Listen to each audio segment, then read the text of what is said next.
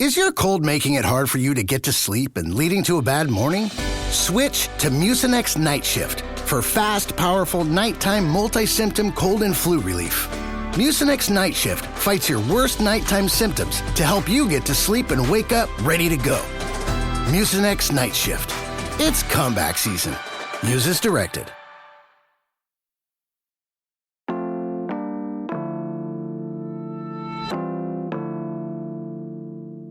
Today on CityCast Pittsburgh. There's this legend here about a man, a specter with a glowing green face, doomed to roam the highways of western Pennsylvania. He may have been burned by acid or fire. His face was melted like candle wax. There were stories that he was a utility worker who got struck by lightning and went crazy and killed his family. Or, he was a kid that was in a house fire. Or maybe it was a terrible accident, some kind of radioactive spill at a nearby power plant.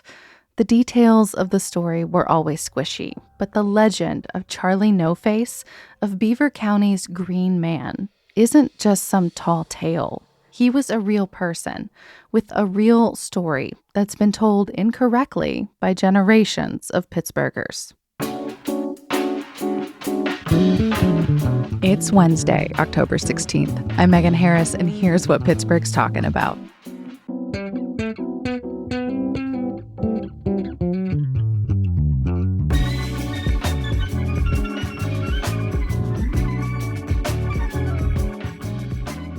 I'm with CityCast's East Coast Content Director, Will Fulton, a.k.a. my big boss. Will, I know that you're in Brooklyn now, but your folks grew up in this area, your dad in Beaver Falls. What was your sense of this Charlie No-Face legend when you were growing up? Right. Well, this legend has been a part of my life for basically my entire life. I would say when I was especially like 7, 8 years old, my dad would always tell tall tales that he was a secret agent, that I had a twin brother that I didn't know about, that he was an Olympic power lifter. That was just his sense of humor, right? But he told one story that he always really contended was true. And for me, it was the most memorable of all. And it was a story that about a guy he knew when he was a kid. A man that didn't have a face, no eyes, no nose, a hole for a mouth. My dad would describe it like, he had silly putty smeared all over his face. And he would walk the streets at night and run in with my dad and his friends. And it was a ghost story. And it always really scared me. It always really fascinated my brother and I. And one of my earliest internet memories, and it might not even been Google, I might have asked Jeeves this question, but I typed in Charlie No-Face just because I was like, maybe there's a picture, maybe this is real, and got results. This is early internet, so I think it was some message boards, some very, very prehistoric AOL-style sites. And not only were there other stories corroborating my dad's story, but there were pictures, which blew my mind because I just had this mental image of him in my head all these years, and seeing that real picture was just revelatory to me. Honestly, I remember that moment. So you did a deeper dive on regional lore for the website Thrillist. Did you find out what's up with these names, Green Man or Charlie No-Face? Where did they come from? That's a really good question. So my dad always called him Charlie No-Face, but it seems like more people know Ray or his legend as the Green Man.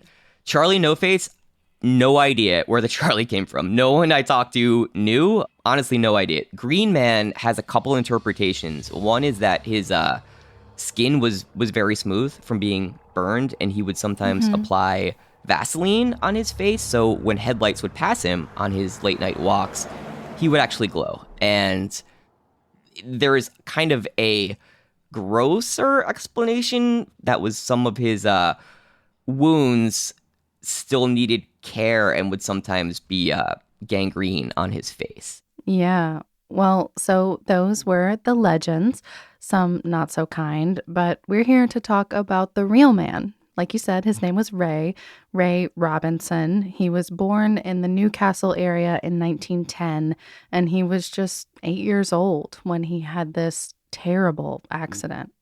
Totally. So When Ray was 8 years old in Newcastle, Pennsylvania, he and his sister, I think, were out swimming, and they noticed a bird's nest on top of an abandoned trolley trestle. And Ray climbed up to get a closer look and accidentally touched a wire that used to power the trolley that was still active, and was severely electrocuted. His nose, lips, ears, eyes, all gone. He lost an arm, and he was just obviously in unimaginable pain and was rushed to the hospital. Something like that, it abruptly changes everything. The course of his childhood, his family's life. What happened next? Yeah, I know from one of the initial articles, his mom was a widow, and I think for the first few years after the accident, he just recovered in seclusion, and then for quite some time after that, lived a really secluded life. They had a big Victorian home where they had kind of like an ensuite with a bathroom and everything built in. And Ray lived in there for a while, and he learned to read Braille. I know that he was a really big Pittsburgh Pirates fan, so we would listen to baseball games on the radio. Forbes Field in Pittsburgh, the seventh game of the 19th. And he developed some small hobbies. I think one thing that he did was make crafts out of old tires, wallets, and things like that he would give to people. But mostly seclusion, yeah. Yeah. And then, so your dad, mentor him, Rick Fulton, actually met Ray in the 1960s. Thanks to you, we will actually be able to let Rick tell his own story. I was a young man, maybe, 10 or 11, maybe even 12 years old. And we were at a night swim in a local swimming pool. And one of my friend's older brothers, who just had gotten his driver's license, we were there with him. And he said, hey, let's go see if we can find Charlie No Face. Now, I knew about Charlie No Face. Again, all young boys back then knew about Charlie No Face because we talked about it. And he was some urban legend, I guess, that we never knew the truth, what was real and what wasn't real, but we had heard all these stories. So we all jumped in and we drove for a while. I don't really know how far we drove, but it was a while. The next thing I know, the car stops and pulls over. And my friend's brother gets out of the car and walks to the front. And lo and behold, there, and off the glare of the headlights, he's talking to another guy. And I look, and it's Charlie No Face. At least I think it's Charlie No Face. And the next thing I knew, the door opens, the back driver's in the back seat, and he gets down and sits in the car with us, right next to me. And I don't think I screamed out loud, but I was screaming inside. I was scared out of my mind. He was in the car with us, just a short period, like 5 or 10 minutes at the most, maybe. It seemed like days at the time, but it was probably 5 minutes, 10 minutes. And he drank a beer through a straw. And I really never looked at him directly. I was so afraid. I was scared. I mean, I have no excuse. I was truly afraid of my life. But he got out, and I saw him a couple more times later on, but never, sat next to him in a car. So that was in the 1960s in Beaver Falls, Pennsylvania. And the legend, the urban legend is true. I know firsthand it's true. And that's all I got.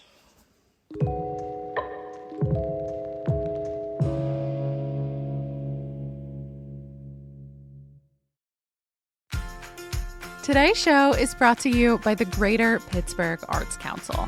We know how much Yins love finding out about new events here on our podcast and in our Hey Pittsburgh newsletter.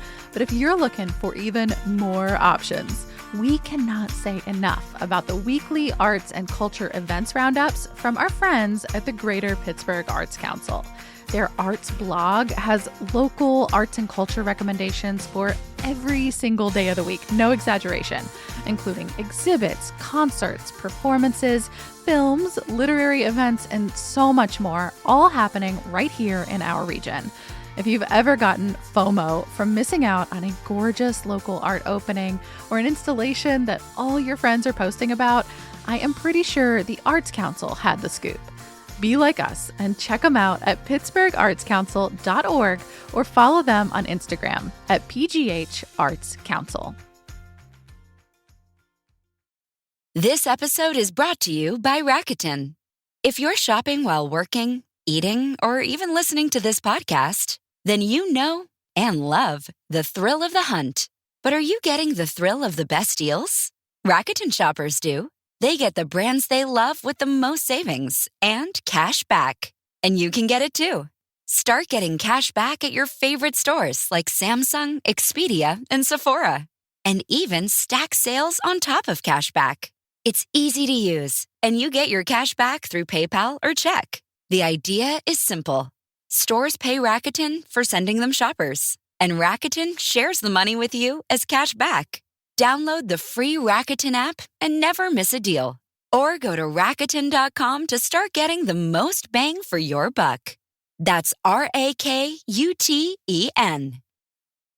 That's kind of how the legend evolved, was when my dad was a teenager and, I guess Ray was in middle age.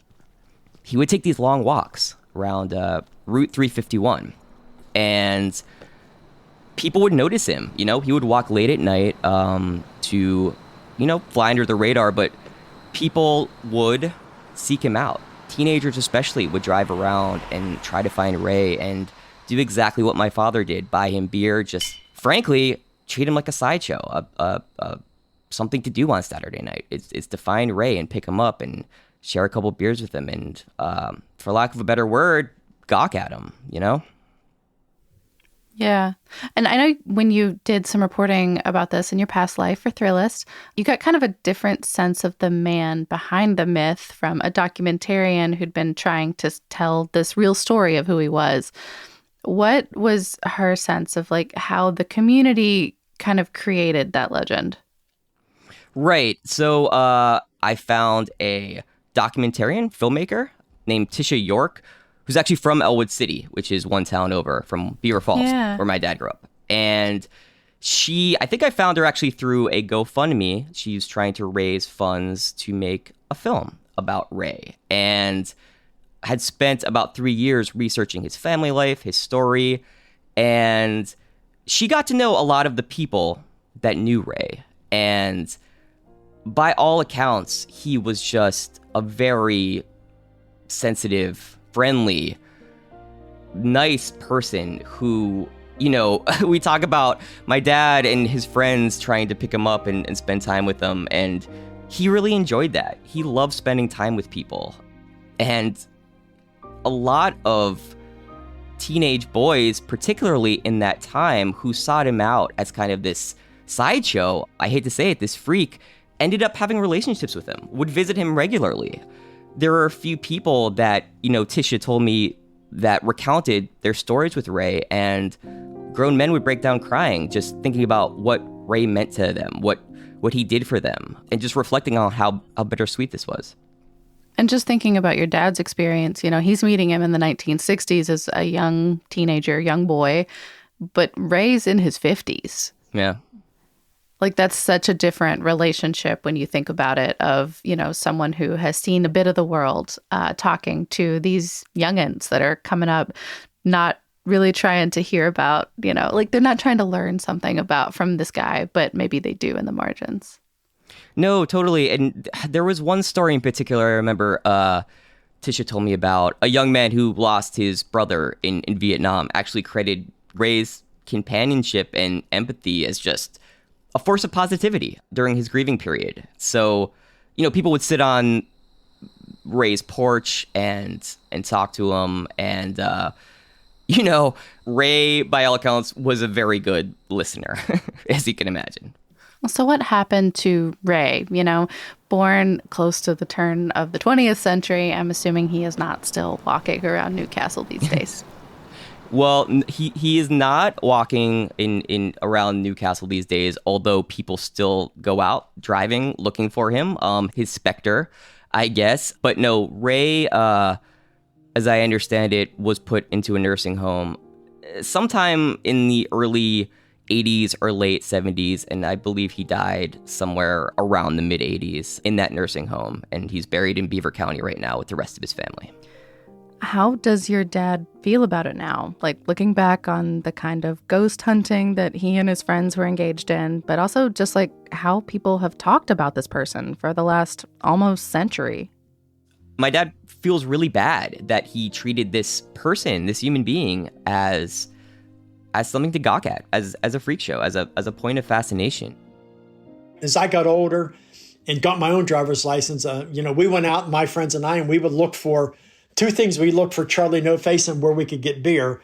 And it was a lot easier getting beer than it was finding Charlie No Face. So I looked for him, hundreds of times, I guess. And I did see him maybe 2 times after that, maybe 3 times, but just a very few times.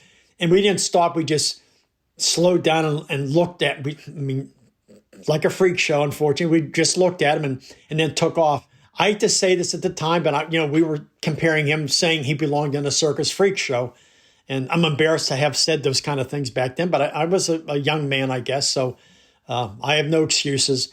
That, of course, is your dad again, Rick Fulton. Yeah. I think, looking back now, of course, when you're 16 and you see someone like Ray walking by the side of the road at midnight, that's a shocking, scary thing. But in reality, this was, by all accounts, a very kind, gentle man who had serious, debilitating disabilities from a childhood accident. And he was turned into this point of fascination. One, how do you feel about it? As somebody carrying the story forward, maybe revealing a little bit of the mask behind the legend, but also still talking about it all these years later. What's your takeaway on kind of how we discuss things like this, these urban legends?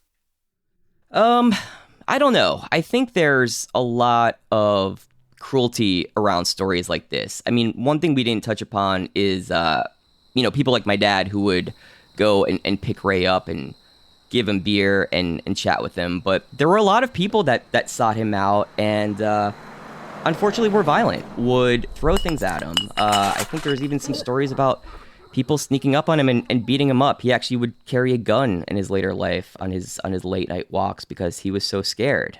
So I think, for me, looking back on this, especially around this time period of Halloween, where these urban legends surface, I think it's important just to realize that, not to get too heady here, but I think this story kind of exemplifies how we process tragedy and grief. And even as a culture, we have this fascination with the morbid, but a lot of the time we kind of overlook the actual people involved with these stories. Will, thank you so much. We'll have a link to your fantastic story from Thrillist. We appreciate your work now and back then. Of course. And thanks to my dad for recounting his story one more time for us.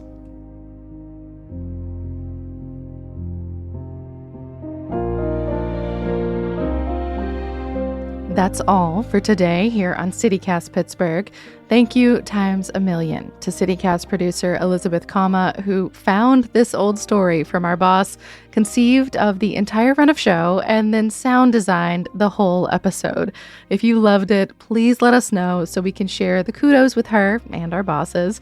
You can reach us via email. That's pittsburgh@citycast.fm or in our DMs. We're at CityCastPGH on Instagram. We'll be back tomorrow morning with more news from around the city. Talk to you soon.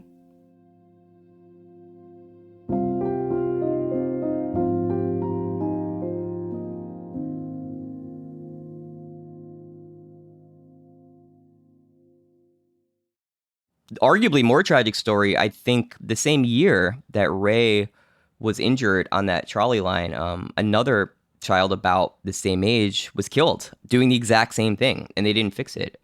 And coincidentally, Ray is now buried in the same plot of Funeralland where that child is buried. You tell sad stories, Will. Not always, just around Halloween.